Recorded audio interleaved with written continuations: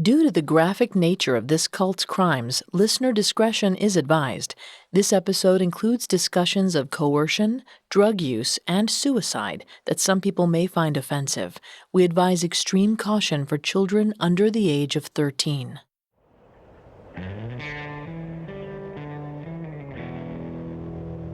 Carlos Castaneda stood at the top of a massive cliff.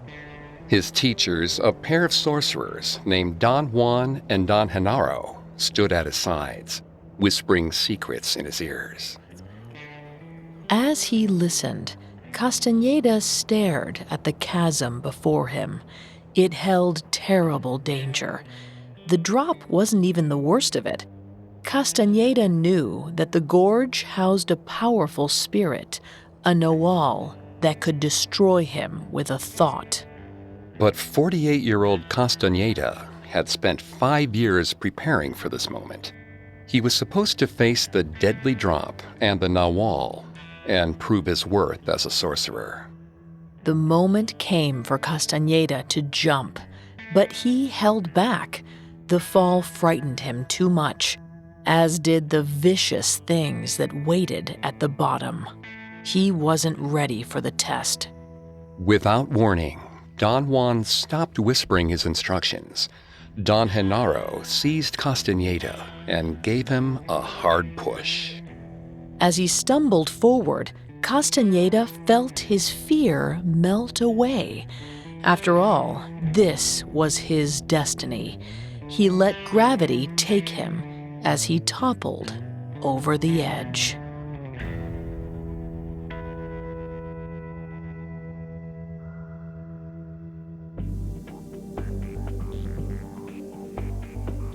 Hi, I'm Greg Polson. And I'm Vanessa Richardson. And this is Cults, a Parcast original.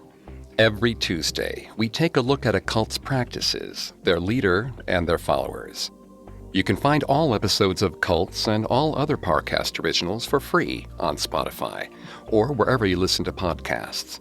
To stream Cults for free on Spotify, just open the app and type Cults in the search bar. At Parcast, we're grateful for you, our listeners. You allow us to do what we love. Let us know how we're doing. Reach out on Facebook and Instagram at Parcast and Twitter at Parcast Network. And if you enjoyed today's episode, the best way to help us is to leave a 5-star review wherever you're listening. It really does help. Today, we're taking a deep dive into Tensegrity, a yoga-style program that combines physical motion with New Age philosophy. It was designed by author and self-proclaimed sorcerer Carlos Castaneda.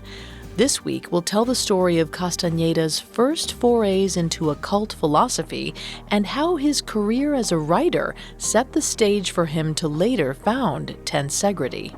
Next week, we'll explore the way he used manipulation, sexual coercion, and isolation to keep his adherents in line. We'll also explore the lives of his most devoted disciples, a group of women Castaneda referred to as his witches.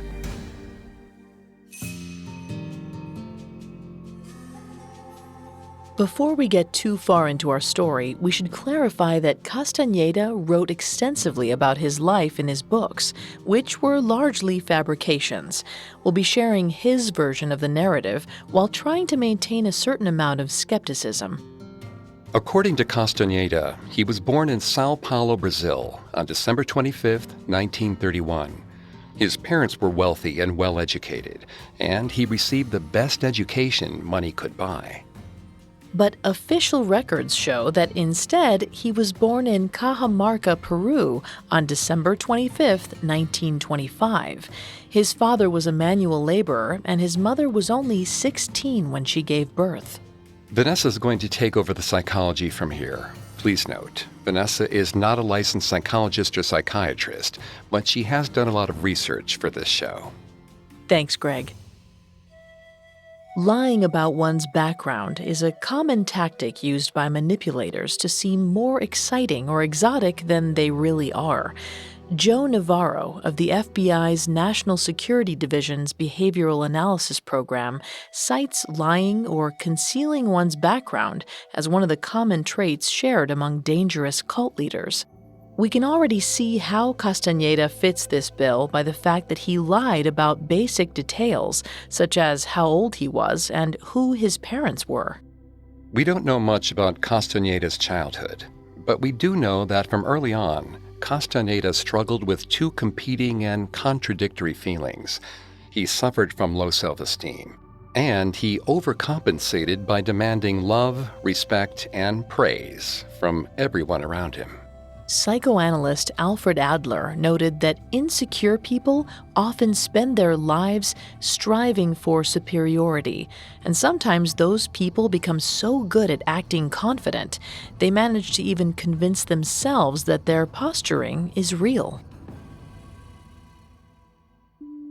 So, Castaneda fluctuated between crippling self-doubt and periods of grandiosity. During his self-assured periods, he loved to be the center of attention, although ironically, from a young age, he disliked having his picture taken. This means we have very few images of him today. Veronica Sacco of Penn State observed that this is common in people with a heightened sense of self-worth. In order to maintain their inflated self-image, these individuals must avoid scrutiny at all costs. Any record of Castaneda's thoughts or behavior, even something as seemingly innocent as a photograph, was a threat to his own self-aggrandizement. Carlos Castaneda convinced himself that his greatness lay in his artistic ability, and he grew passionate about visual art and sculpture. He was especially interested in native South American art styles and worked with traditional media like terracotta and soapstone. After studying at the School of Fine Arts in Lima, he resolved to dedicate his life to sculpting. In 1951, when Castaneda was 26 years old, he immigrated to the United States to further his studies and shape his career. But he discovered that opportunities for young sculptors were limited. Instead of renown, Castaneda found himself working minimum wage jobs like taxi driving and retail work. Dr. Susan Krauss Whitborn of the University of Massachusetts Amherst noted that people with an inflated sense of self-worth are especially averse to acknowledging their own failure. If such a person tries to do something but doesn't achieve their goal, they'll often blame external factors rather than learning or growing from the experience. In Castaneda's case, he couldn't accept that his artistic skills were lacking. When put in a position where he had to admit his faults or blame the world, he chose the latter. Castaneda rejected the life of a sculptor. He began drifting through jobs and friendships as he sought out his destiny. He finally got a jolt of confidence when he found someone who validated his ego in 1955. Castaneda was accompanying a friend who was delivering a couple of dresses to one of her mother's clients. Castaneda, 30 years old at the time, met the package's recipient, 34-year-old Margaret Runyon. Although she didn't initially make much of an impression on him, Castaneda stunned Margaret. Margaret sensed some indefinable mystical quality to Castaneda. She wrote down her phone number and slid the paper into a book about the metaphysics of dreams, which she gave to him. Soon the couple began dating. Like many aspects of Castaneda's life, it becomes difficult to say for sure exactly what happened from there. Margaret claimed that they were wed in Mexico in January 1960, but for most of Castaneda's life, he denied that he was ever married. Again, Castaneda deeply wanted to control his own narrative, and shaping the truth was one way that he asserted dominance. Married or not, Margaret and Castaneda explored the world of New Age philosophy together. They had invigorating debates about great religious thinkers and figures. The couple discussed the fact that Jesus and the Buddha never wrote down their own teachings, and that their disciples could have corrupted their messages. But Castaneda's philosophical musings were accompanied with doses of manipulation and lies. Margaret often suspected that Castaneda was cheating on her, and he'd play to her suspicions, claiming that different attractive young women had thrown themselves at him. On one occasion, Castaneda told Margaret that a woman named Sue Childress was romantically obsessed with him. Fearful that she'd lose her husband, Margaret scoured phone books in search of the threatening woman. When Castaneda saw how troubled Margaret was, he told his wife that Childress didn't exist at all, or at least she hadn't existed until Margaret had psychically manifested the competitor through her jealousy-driven magical energies. He concluded the revelation by explaining to Margaret that she was to blame for any infidelity he might engage in with another woman. Author Preston Nee defines this kind of manipulation as gaslighting, a form of psychological control in which an abuser lies to make the abused doubt their own mental faculties. People who engage in gaslighting do so to assert dominance of people they see as lesser because they seek control rather than connection. Castaneda saw Margaret as the perfect partner. She always seemed impressed by his philosophical musings and believed everything he told her. He asserted his greatness to her, and she reflected devotion back to him. With Margaret's support, he began exploring other avenues to flatter himself. He found that he was a good student and flourished at local colleges. In 1959, the 33-year-old enrolled at UCLA to study archaeology and anthropology. In his first semester, Castaneda was instructed to conduct an interview with a Native American and write a report on it for his archaeology class. To complete the assignment, he connected with an anonymous Native individual and interviewed him about Jimson weed smoking. The paper earned an A. The project only whetted Castaneda's appetite to learn more about Native American hallucinogenic practices. In the late 1950s, hippie culture was already flourishing in San Francisco and other parts of California. Young people rejected the conservatism of the 50s by wearing ragged clothing, refusing to work traditional jobs, and freely exploring their sexuality. Hippies also experimented with psychedelic drugs, particularly cannabis and LSD. Liberal intellectuals published books about drug use, such as Aldous Huxley's Pro-Mescaline Doors of Perception, which Margaret and Castaneda read with relish. Author and psychologist Craig Malkin observed that individuals with a high overestimation of their own value are more inclined to dabble with drugs. These substances provide pleasure that the individual may not find in relationships with people they consider their lessers. Even a manipulator like Castaneda could find pleasure in hallucinogenic use. He read books by Aldous Huxley, who claimed that drugs could unlock unknown human potential. After a lifetime grappling with low self-esteem and self-aggrandizement, Castaneda was intrigued by the idea that mushrooms, acid, and peyote could transform him into something greater than human.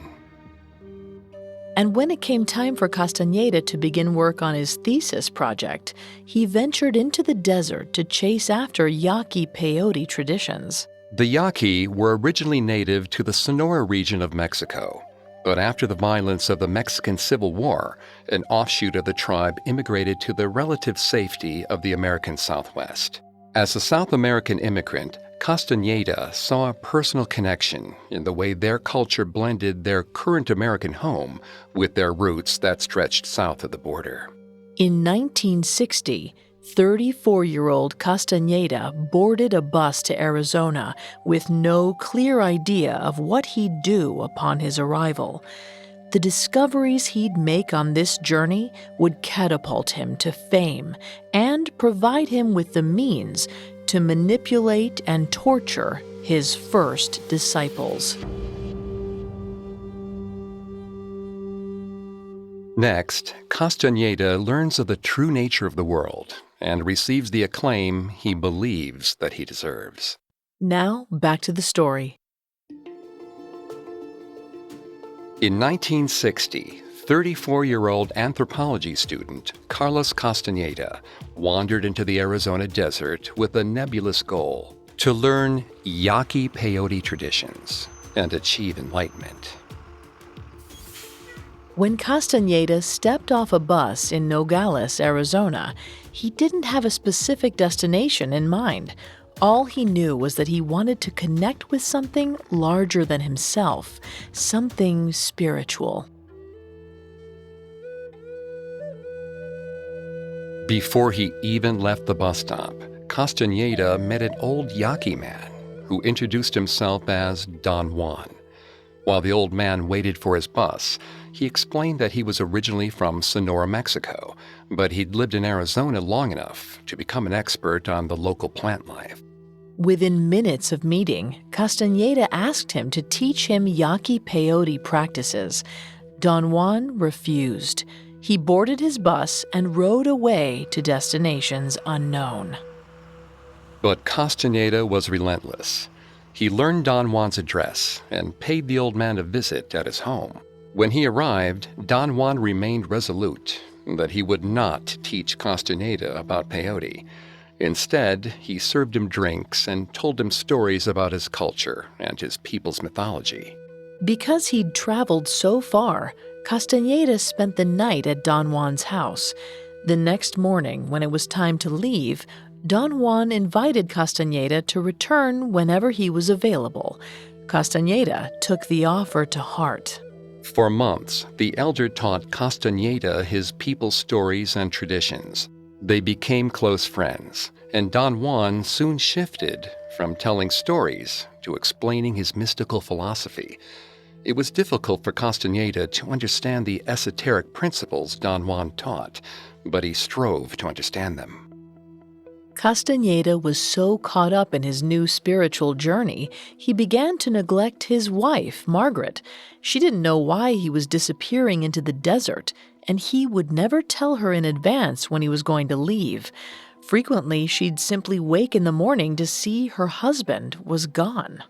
At some point in 1960, 38-year-old Margaret attempted to leave Castaneda.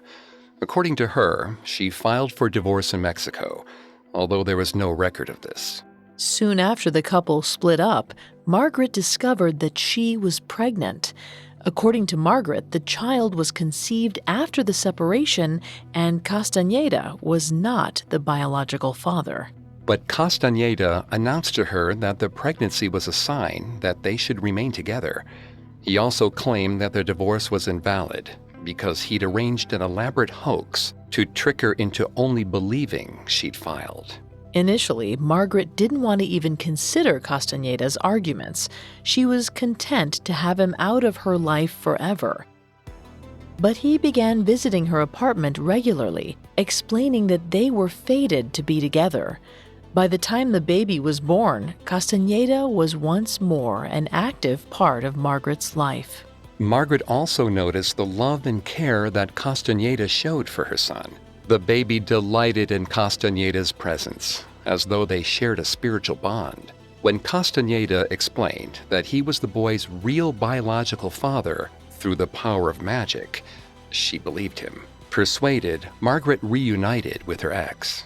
And so, Castaneda's manipulations of Margaret continued. Dr. Margalise Fielstad, who specializes in family therapy with narcissistic and borderline individuals, noted that successful manipulators succeed not only because they're skilled at playing to others' sympathies, but because they're experts at identifying vulnerable people. When Margaret's son was born in 1961, Carlos Castaneda insisted on being listed on the birth certificate as the father. He relished the idea of having a child of his own and began to tell his friends that the baby really was his biological son. Of course, this claim also gave Castaneda leverage over Margaret. Anytime she began to have doubts about the relationship, Castaneda would point to the child. Did she really want her son to grow up without a father? Unable to argue with that logic, Margaret remained loyal. But the birth of his wife's son wasn't enough to deter Castaneda from his search for spiritual truths, and he finally had a breakthrough on August 7, 1961, a little over a year after he first met Don Juan. By that point, Don Juan decided that Castaneda had demonstrated his devotion to his teachings. So Don Juan drove Castaneda to a quiet house in the middle of the desert and supplied him with a jar containing clumps of round, brown plant matter. When Castaneda didn't recognize the material, Don Juan explained that it was peyote. Castaneda didn't even know where to start, so Don Juan instructed him to chew the pieces. The student did as he was told. And while he waited to feel the drug's effects, Don Juan walked Castaneda outside so they could watch the stars and drink tequila. Of course, all we know about Castaneda's drug-induced visions come from his own first-hand testimony, and his veracity as a witness is dubious at best. Castaneda claimed that he saw the world around him shift and change. He felt as though he could see the entire landscape without needing to move his head or his eyes. When he reached for a drink of water, Castaneda noted that the liquid seemed shiny and thick. Astonished by the visions, Castaneda wandered away from the hut and into the desert. There, a dog approached him. The canine had black fur, but was also translucent. A great gleaming mane, like that of a lion's, encircled its neck. Somehow, Castaneda understood that he was supposed to follow the dog, so he let it lead him into a location that Castaneda described as a sort of yellow warmth that came from some indefinite place. There, overcome with a sense of euphoria, Castaneda played with the pup. Once he sobered, Castaneda spoke with Don Juan about what he'd witnessed. Don Juan seemed especially stricken with the appearance of the black dog and told Castaneda that the being was named Mescalito. He was a powerful figure in Yaqui mythology. Few people ever glimpsed Mescalito, let alone played with him. In fact, the dog's appearance could only mean one thing. Castaneda was the chosen one, and a great destiny lay before him. Don Juan soon revealed that he was a shaman or a magic practitioner for the Yaqui tribe. He took Castaneda as a pupil, lecturing and debating him on the true nature of reality. To help Castaneda let go of his reliance on reason and science, Don Juan continued to supply Castaneda with peyote. He also incorporated hallucinogenic Jimson weed and mushrooms into his lessons. These practices probably served to sever Castaneda's already tenuous connection to reality. Each time Castaneda took a hallucinogen, he learned something new about the true nature of reality. He met wild animals and learned the wisdom of coyotes, lizards, and spirits. He glimpsed other worlds where the nature of reality itself could be bent or altered. Even humanity as a concept was a lie, Castaneda learned. A truly enlightened being became something greater than human, and by truly accepting those teachings, Castaneda proved himself to be an elevated, superhuman creature. Psychologist Art Markman noted that it's common for people to sometimes overestimate their own skills and abilities, but a small number of people will continually overestimate their influence on the world and their place in society, especially when compared to other people. Their unearned arrogance drives their behavior and colors every relationship they have. In Castaneda's case, his experience in the desert provided him with everything he thought he wanted. Don Juan assured him that he was special, was powerful, better than everyone else. All of Castaneda's earlier fantasies about his greatness were legitimized. But what Castaneda wanted wasn't the same thing as what he needed, and his growing ego led him to lose perspective. He became disconnected from reality. For the next 5 years, he continued to study in the desert with Don Juan. Don Juan taught him many magic spells, initiating Castaneda into the sacred order of brujos, or Native American Mexican sorcerers. While Don Juan guided Castaneda through his traditions, the true instructor was Mescalito. The mystical dog regularly appeared to Castaneda during his peyote trips, pushing the student to connect with his shamanistic potential. Another teacher, Don Juan's friend Don Genaro, joined the instruction. Castaneda eventually came to learn that Don Genaro was also inhuman. He was a powerful spirit. Together, Don Juan and Don Genaro would regularly teleport Castaneda to a high cliff in the desert and magically snap Castaneda up and down the cliff face like a yo-yo. One day in 1965, 5 years after his training began, Don Juan announced that Castaneda was ready for a test. He couldn't advance any further in his training as a sorcerer without proving his faith.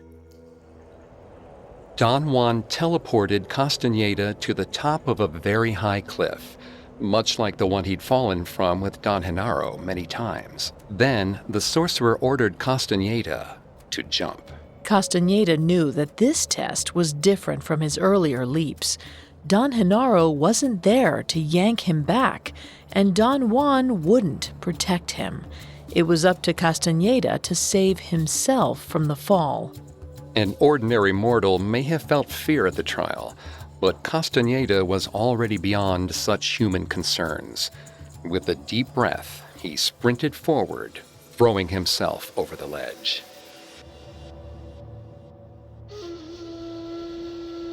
Carlos Castaneda spread his arms and flew over the golden desert. By passing the test, he was finally a fully trained sorcerer in Don Juan's Yaqui tradition. In 1967, the newly enlightened shamanic Carlos Castaneda typed up a thesis summarizing his experiences and turned it into his UCLA archaeology professor, Clement Meehan. Meehan read the piece, but said that while it was beautifully written, it had no place in academia. He suggested that Castaneda publish it as a novel instead.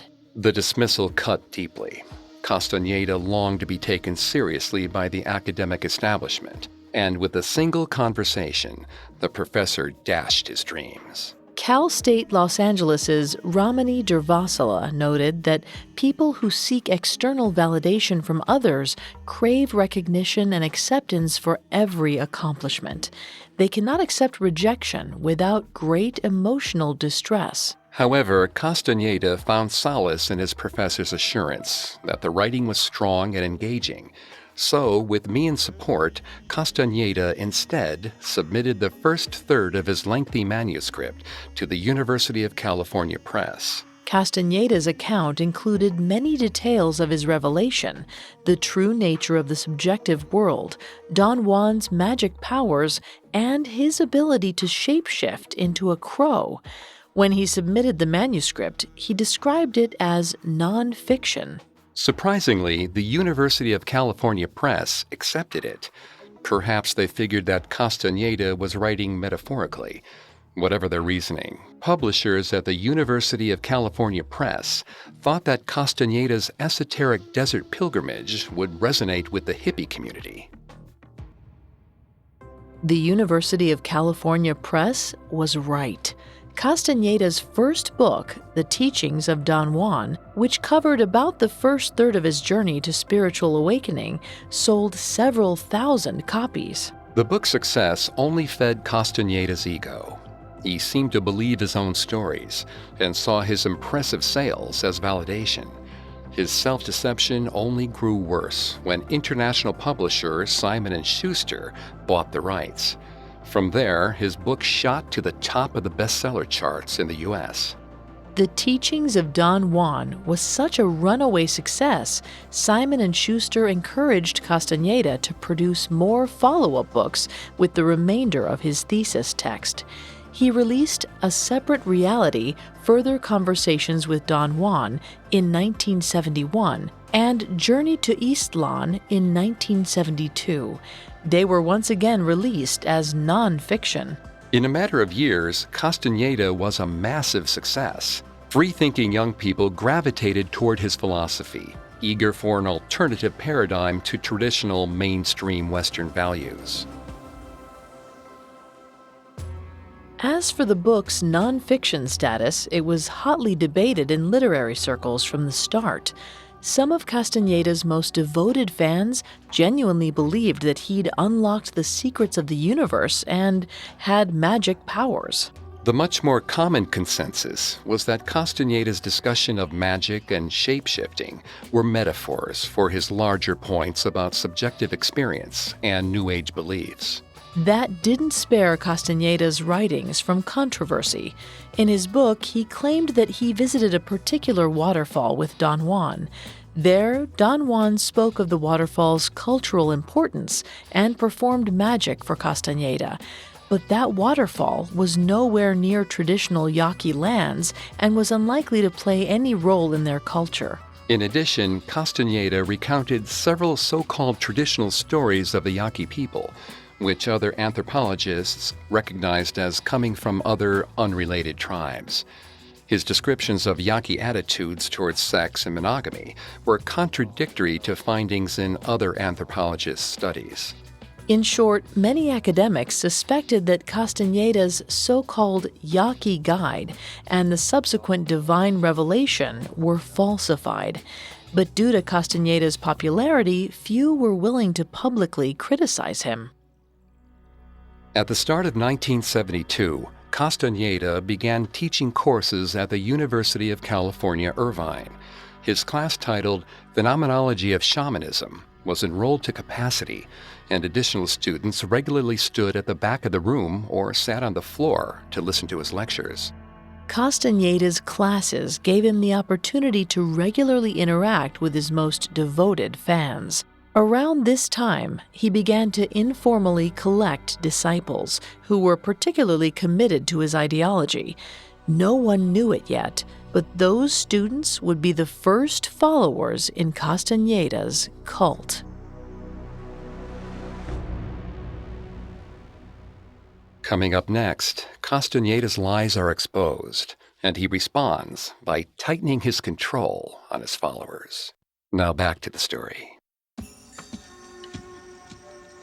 Carlos Castaneda claimed that he studied under a Yaqui shaman named Don Juan, publishing his revelations in a best-selling book.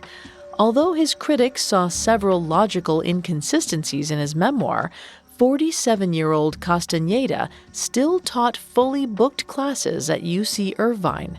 There he gathered his first students and disciples. Castaneda's followers included several attractive young women, and the sorcerer had multiple affairs. For years, Castaneda had found emotional support in his wife, Margaret.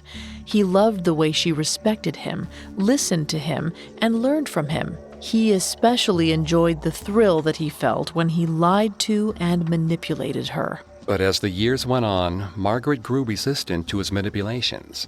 Meanwhile, his female students treated him with the same admiration Margaret once had. When he determined that his wife couldn't meet his need for a submissive devotion, he found it elsewhere. For Margaret, Castaneda's affairs were a blessing in disguise. He'd disappear for weeks or months at a time to be with his lovers. While he was gone, she could get a handle on the real world again. She came to understand that she couldn't live any longer as Castaneda's wife. In 1973, they traveled to New York together. They fought viciously, after which Castaneda talked of his plans to take her son on a visit to South America with him. This was the last straw. To ensure her safety and that of the child, Margaret filed for divorce the next day. She didn't tell Castaneda what she'd done. She just waited for him to see the legal paperwork for himself. But to Margaret's surprise, Castaneda didn't immediately respond. The 47-year-old had once more disappeared into the desert to resume his shamanic studies with Don Juan. Although he'd already completed his first initiation into the sorcerer's world, Castaneda understood that he had to constantly be open to learning. There's no record of this session, only Castaneda's later reports. He claimed these studies allowed him to finally shed his last scraps of humanity. He gained powers that he'd earlier only dreamed of. At the conclusion of the new training, Don Juan explained that the most powerful brujos could even escape death, elevating themselves to a different, unbounded form. Of course, he'd earlier claimed that no man escaped mortality, but Castaneda accepted the new teaching without question. Once he imparted his final lesson, Don Juan disappeared in a blinding burst of magical fire. This was strangely convenient for Castaneda. Several academics had begun openly musing that Don Juan didn't exist. With the brujo's magical disappearance, Castaneda could now explain why Don Juan was nowhere to be found. When Carlos Castaneda returned to California in late 1973, he claimed that he'd achieved a yet higher level of enlightenment, and luckily, he had plenty of new material for his fourth book. With his newfound power, Castaneda announced to his fans and friends that his magic required seclusion from the impure human world. He also emphasized that a wizard could never be photographed or recorded. Although Castaneda had always disliked photography, for the first time he taught that avoiding pictures was a spiritual requirement. He bought a home in Westwood, Los Angeles, and banned cameras and other recording equipment. But he didn't hide away alone. He brought with him 3 of his most devoted students, all young women who were current or former lovers. He seemed to need all the support and devotion he could get. It's hard to say for sure what exactly happened during the years Castaneda and his followers spent in seclusion. Many believe that this period marked the formation of the cult. Castaneda severely restricted his followers' movements. They rarely left their home and never gave statements to the press. Castaneda's firm ban on photography and recording equipment meant that there were no records of their activities. Castaneda ordered each woman to release her old life and old connections. They were required to quit their jobs and break off contact with friends and family outside of Castaneda's control. To symbolize her rebirth, Castaneda gave each woman a new name. Marianne Simcoe was dubbed Taisha Abelar. Kathleen Pullman received the name Carol Tiggs. Finally, Regina Tall became Florinda Donner Grau, widely considered Castaneda's favorite. He also nicknamed her the Hummingbird. He claimed this was due to her tendency to thrum with potential. Castaneda referred to these women as his witches and told them they had great magical power. He claimed that his harsh restrictions were only to ensure that they didn't dilute their spiritual essence. Social psychologist and escaped former cult member Alexandra Stein explained that often the ability to exert control over other people's lives is the primary goal for cult leaders and others who run fringe organizations. She wrote, "Not all leaders want to get rich, gain sexual favors, or grab political power, but all want utter control over others." Castaneda required his witches to dye their hair blonde and cut it in the exact same short style. Like Castaneda, they were forbidden from being photographed or recorded. While Castaneda operated in the shadows, the public continued to flock to his writings. His fourth book, 1974's Tales of Power, recounted his experiences in his most recent and final desert sojourn. But psychologist Richard DeMille wasn't so willing to take Castaneda's claims at face value. He was a social anthropologist who earned a PhD in psychology from USC, a rival school to Castaneda's own UCLA. During his career, DeMille grew increasingly critical of the growing trend in the 1960s anthropology world to blend anthropology with transcendental or magical thinking. He remained a staunch advocate for the scientific method and proper documentation that more and more anthropologists eschewed, and no offender was worse than Carlos Castaneda. After years of digging and fact-checking, DeMille learned that the magical passages weren't the only factually inaccurate portions in Castaneda's books. First, DeMille confirmed that Castaneda had lied about his birth date and home country. DeMille also found that some of Don Juan's pithy teachings seemed a bit familiar.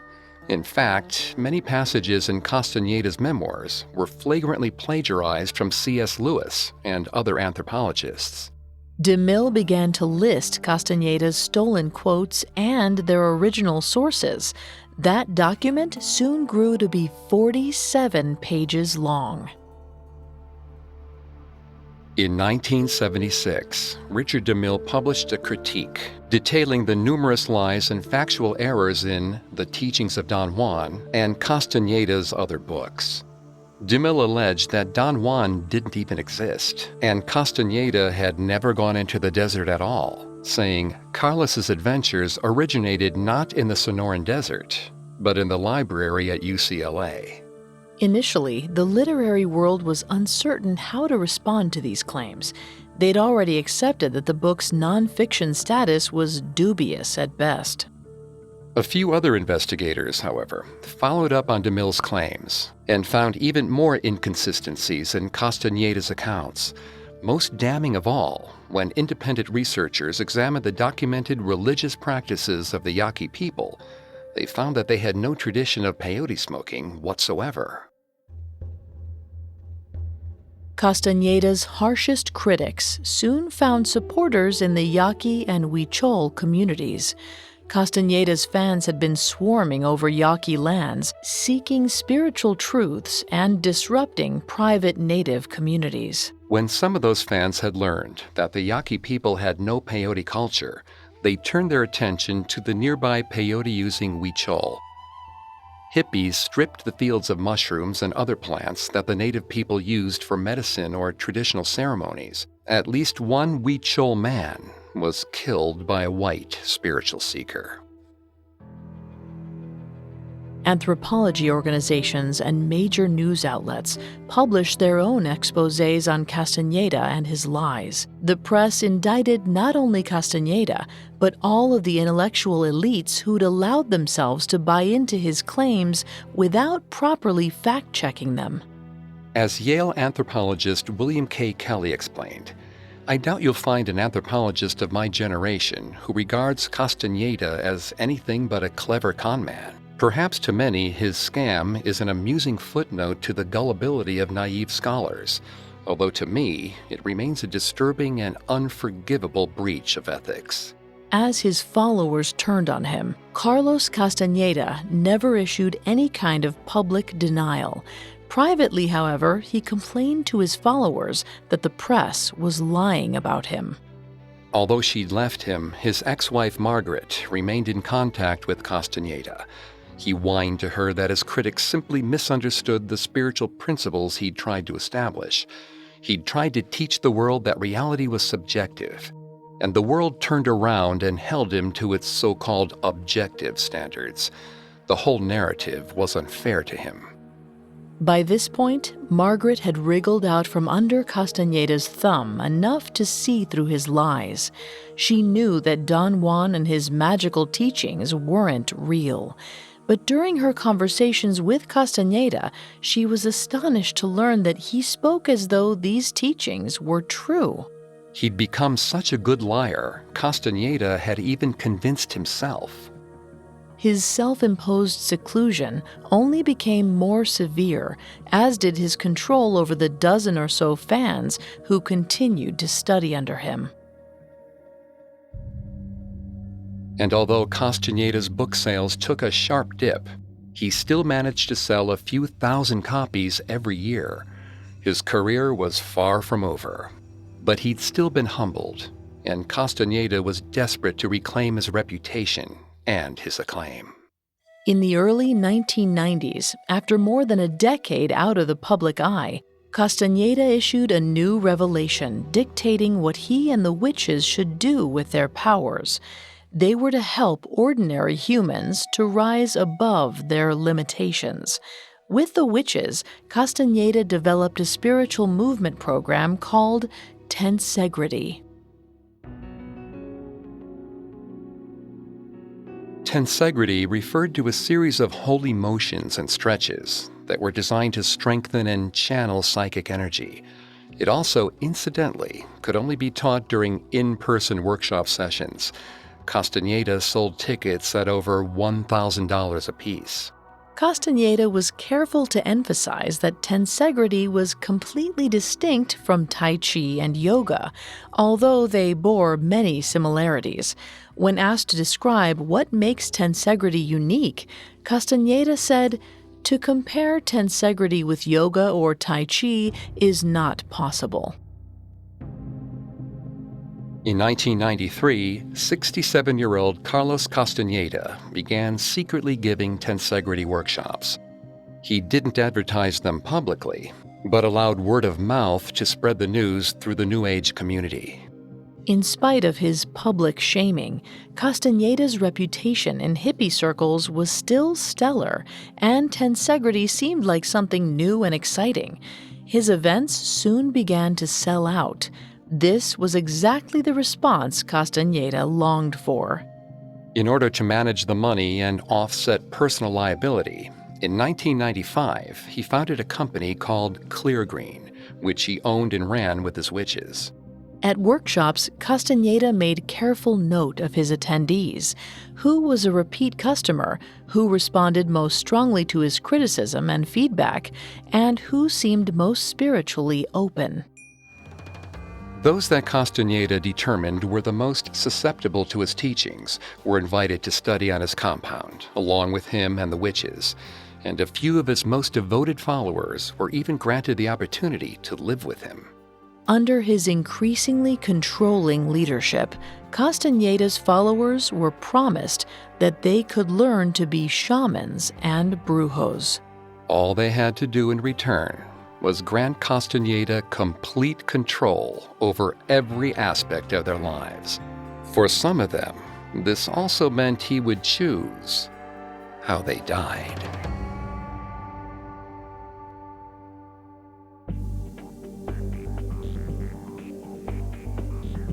Next week, we'll discuss the rise and fall of tensegrity and the tragic end that befell Castaneda and his witches. Thanks again for tuning into Cults. We'll be back with Part 2 on tensegrity next Tuesday. For more information on tensegrity and Carlos Castaneda, amongst the many sources we used, we found the Salon piece, The Dark Legacy of Carlos Castaneda, and Castaneda's The Teachings of Don Juan, extremely helpful to our research. You can find all episodes of Cults and all other Parcast originals for free on Spotify. Not only does Spotify already have all of your favorite music, but now Spotify is making it easy for you to enjoy all of your favorite Parcast originals, like Cults, for free from your phone, desktop, or smart speaker. To stream Cults on Spotify, just open the app and type Cults in the search bar. And don't forget to follow us on Facebook and Instagram @Parcast and Twitter @Parcast Network. We'll see you next time.